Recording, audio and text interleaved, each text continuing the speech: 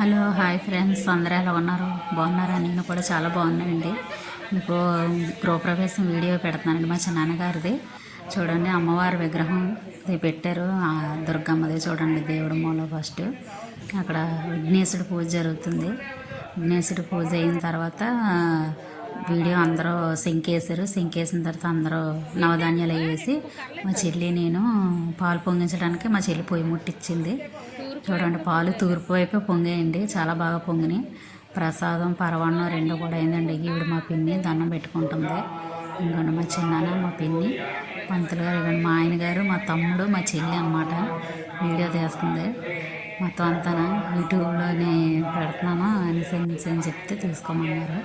ఇంకోండి శాంతి పూజ జరుగుతుందన్నమాట. హోమం, శాంతి పూజ, నవగ్రహాల పూజ అన్నీ చేశారండి, బాగానే చేశారు. ఇంకోండి మీకే ఫ్రెండ్స్ హాయ్ చెప్తుంది. మా ఛానల్ ఎవరన్నా చూడలేని వాళ్ళు ఉంటే మీకే చిన్ని ఛానల్ అండి, సబ్స్క్రైబ్ చేయండి, లైక్ చేయండి. తెలియలేని ఏమైనా ఉంటే కొంచెం ఏమైనా చెప్పుంటే క్షమించండి, తప్పుగానే ఉంటే. కూడా మా వదిన ఈవిడి మీకే హాయ్ చెప్తుంది. వంటగదిలో పాపం వంటగదిలో ఉడుకుపోయి ఉండిపోతుందండి, చాలా వేడి పొగ వచ్చి పాపం బాగానే ఆ రోజు పరవాన్నం వండింది. తర్వాత సత్యనారాయణ స్వామి ప్రసాదం చేసింది. ఇంకోండి మా తమ్ముడు, మా మరదలు అనమాట. హోమంలో శాంతి హోమంలో కూర్చొని వాళ్ళు అవుతుందండి పూజ. ముందు మా చిన్ననాళ్ళు శాంతి పూజ చేశారు, వీళ్ళేమో హోమంలోని హోమం దగ్గర కూర్చొని పూజ చేస్తున్నారనమాట. చూడండి ఒకసారి, ఇంకా వీడియో ఉంది. పంచమోధ్యాయ ప్రారంభ. పూర్వకాలమున ముల్కాముకుడు అనే పేరు గల రాజుగారు ప్రజలందరినీ కూడా కన్నబిడ్డల వలె చూస్తూ రాజ్యపాలన చేసేవారు.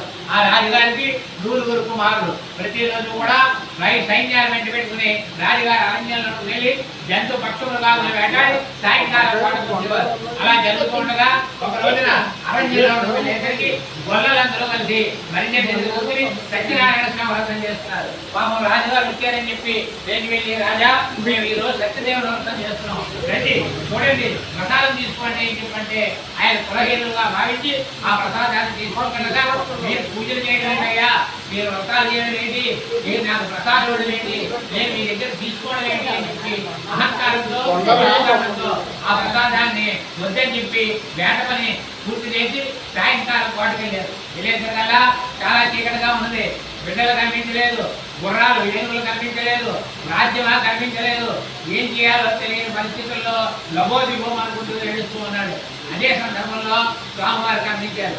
ఎందుకయ్యా బాధపడతావు, గొల్లలని చెప్పి నీకన్నా భావించావు, వాళ్ళ దగ్గర ప్రసాదం తీసుకోలేదు కాబట్టి ఇలా జరిగింది అన్నారు. అయితే దీనికి ప్రాశ్చిత్తం ఏమిటండి అని అడిగాడు. ఏముంది, ఎక్కడైతే గొల్లలు పూజ చేస్తున్నారో అక్కడికి వెళ్ళు, పూజ చేయి, ప్రసాదం తీసుకో, దీనికి ఏం కలుగుతుందని చెప్పారు. తెల్లవారేసరికల్లా కాలినడకన అరణ్యం దగ్గరికి వెళ్ళి ఆ గొల్లల ప్రదేశం దగ్గరికి వెళ్ళి వాళ్ళతో పాటు కూర్చుని ఆ ప్రసాదం తీసుకుని తిరిగి వస్తూ ఉండగా బిడ్డలు కనిపించారు. గజగజ త్వరంగ వాహనాలు ఏవైతే ఉన్నాయో గుర్రాలు ఏనుగులు అవి కూడా వస్తూ ఉన్నాయి. చిత్తురాజు వచ్చారు. ఇదివరయ్యాన్ని రాజ్యం కనిపించారు. ఇదంతా చూడగానే రాజుగారికి ఓహో, స్వామి మహాత్ములు ఏం చెప్పాలి, నేను తప్పకుండా చేయాలి, నా గ్రామంలో నా పట్టణంలో ఉన్న ప్రదర్శనలు కూడా చేయించాలని చెప్పి గట్టిగా నమ్మి ఇక ఆ స్టార్టింగ్ వేయించారు. ఇక అప్పటి నుంచి రాజుగారు తన బిడ్డలతో కలిసి వ్రతాన్ని చేస్తున్నారు. అయితే ఈ వ్రతాన్ని వేసేటప్పుడు కొంతమంది నారాయణమూర్తిని, సత్యనారాయణమూర్తిని, సత్యదేవుడిని అనేక రకాలుగా అనేక మంది పిలుస్తారు. ఎవరు ఎలా పిలిచినా స్వామి మాత్రం పిలిస్తే పలికే ప్రత్యక్షదేవం. కాబట్టి బ్రాహ్మణ, క్షత్రియ, వైశ్య, శూద్రుడు అన్న తేడా ఏమీ లేదు. 4 వర్ణముల వారు కూడా ఈ వ్రతాన్ని ఆచరించి వ్రతమన్నంతకాలం కూడా సర్వసుఖమనుభవం వేడికి అంతిమ మోక్షలోక ప్రాప్తి పొందాలి అని చెప్పి స్కాంద పురాణం రేవాఖండం పంచమోధ్యాయంలో చెప్పబడినది. గోవింద గోవింద. భోజనాలు రెడీ అయ్యాయి ఫ్రెండ్స్. చూడండి, మధ్యాహ్నం 12:30 1 గంట అవుతుంది. అప్పటికే మొదలైపోయినాయి. చూడండి మొత్తం భోజనాలన్నీ.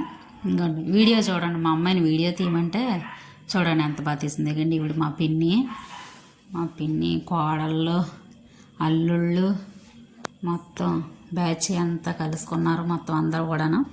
చూడండి, మా పిన్నాల ఆడపడుచు, ఆవిడేమో మా పిన్నాల ఆడపడుచు కోడలు, ఈవిడి మా చెల్లి ఫ్రెండ్స్ అనమాట. వీళ్ళందరూ ఫంక్షన్ మాత్రం చాలామంది వచ్చారండి. బాగా జరిగింది. వ్రతం పూజలు మొత్తం అన్నీ చక్కగా జరిగిన. వర్షం పడిపోతుందేమని చాలా కంగారు పడిపోయాను బాబు. ఇదంతా హైదరాబాద్ బ్యాచ్ అండి. ఇది మొత్తం అందరూ చూడండి. హౌస్ మీకు చూపించలేదు కదా, చూడండి హౌస్. అంటే ఇది బెడ్రూము, మా చిన్నాన్నది బెడ్రూమ్ అనమాట. ఇది కబోర్డ్స్ మొత్తం అన్నీ అయిపోయినాయి. మొత్తం ఆల్మోస్ట్ మొత్తం వరకు. ఇది వాష్రూమ్ది. వాష్రూమ్ బయట కనబడకుండా దానికి కూడా రన్నింగ్ డోర్లు పెట్టేశారనమాట. చూడండి ఇది మా తమ్ముడు వాళ్ళదేనండి. ఇది బెడ్రూమ్, సెకండ్ బెడ్రూమ్. ఇది పింక్ కలర్ వేసారనమాట. చిల్డ్రన్స్ది పెయింటింగ్ కూడా ఉంటుందండి మా మేనగోడలది. చూడండి బాగుంటుందండి, చాలా బాగుంటుంది. రూమ్లో మాత్రం బాగుంటుంది. ఇదంతా హైదరాబాద్ బ్యాచ్. చూడండి ఎలా కూర్చున్నారు, భోజనాలు చేసి అందరూ హాయిగా కూర్చున్నారనమాట. ఇది ఇదనమాట కబోర్డు, టీవీ కబోర్డు డోర్ దగ్గర వస్తుందండి. ఇది డైనింగ్ హాలు ఈ చివరి నుంచి ఆ చివరికి ఉంటుంది కాబట్టి ఇవి కూడా కబోర్డుల కింద పెట్టేశారు. 2 బీరువాలకి, ఆ చివరి 2 బీరువాలు. ఇటువైపు ఉన్నదంతా ఏమన్నా పచ్చళ్ళు అవి పెట్టుకోవడానికన్నా దేనికన్నాను. ఇదిగోండి ఇది ఎలివేషన్ హాల్ అనమాట. ఇది కిచెన్ రూము. చూడండి ఇందాక మా వదిన టీలు ప్రసాదాలు అన్నీ రెడీ చేసింది కదా, చూడండి అది హాలు. కబోర్డ్స్ కూడా చాలా బాగుంటాయండి. మొత్తం అన్నీ కూడా మొత్తం ఆల్మోస్ట్ వర్క్ అంతా అయిపోయింది.